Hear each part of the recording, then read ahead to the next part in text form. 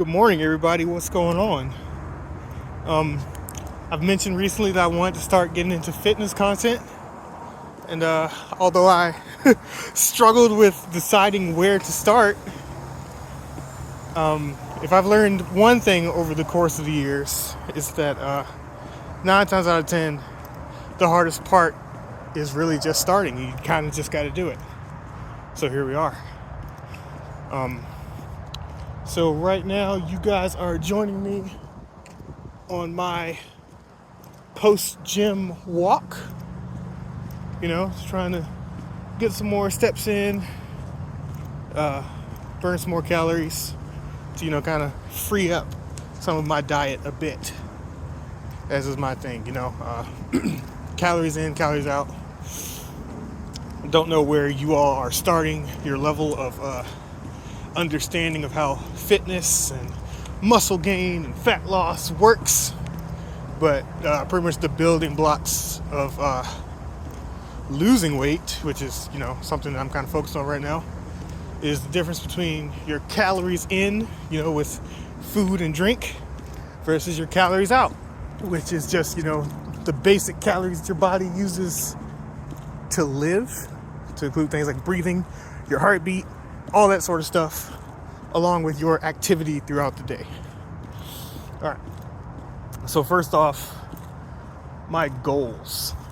I kind of really started this just wanting to look better, but as I've gone along, I've realized that although that is still a large part of it, I really do want to, perform better and feel better. For those of you who don't know, I am currently an active duty officer in the United States Army. So to some extent, physical performance is, a part of my job. And although I'm kind of past the point where I need to be showing off or getting the absolute best score for, my job to consider me doing a good job overall, there's still a pride thing there, and that's something that the Army kind of tries to build in you. Particularly as a leader, you want to be a leader in all ways, to include physically. So, with that being said, performance is something that I care quite a lot about. But I do think that the biggest part of this for me, motivation-wise, really is just health.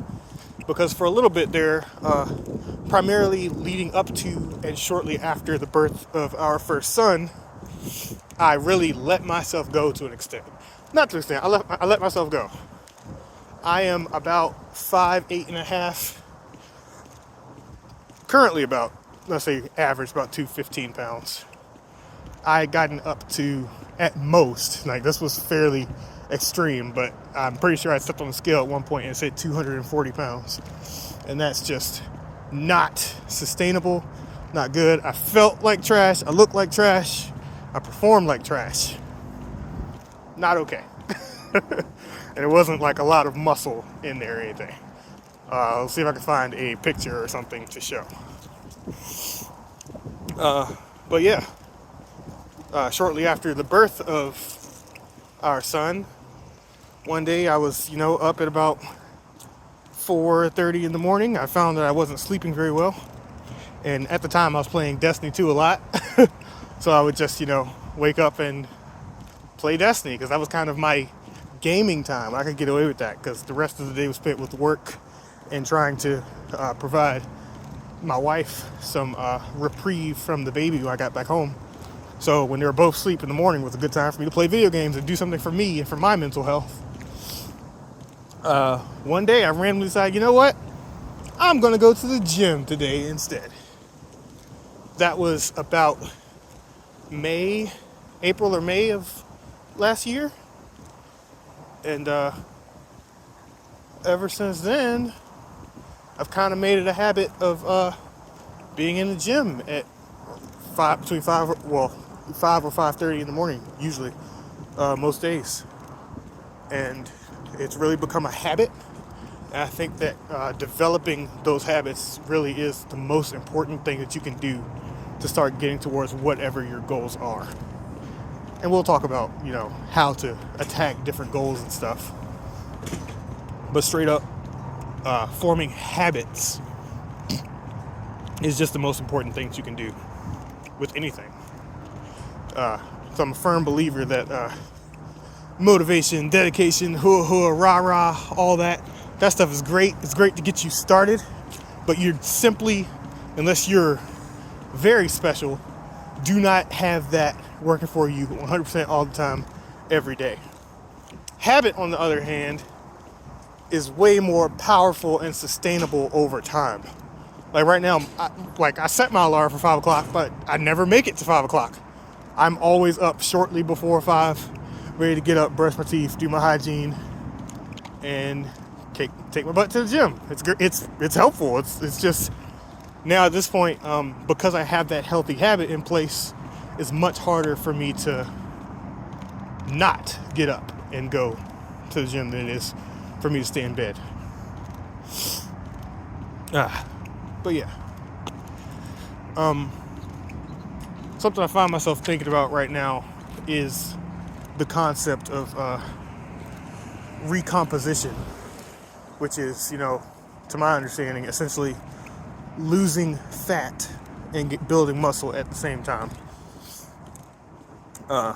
Most of you will probably know that most folks tend to do the bulking stages and the cutting stages, where they bulk, they're in a calorie surplus, but they're taking in more calories than they are burning, and they're generally, doing a lot of heavy lifting during that time, trying to build as much muscle as possible.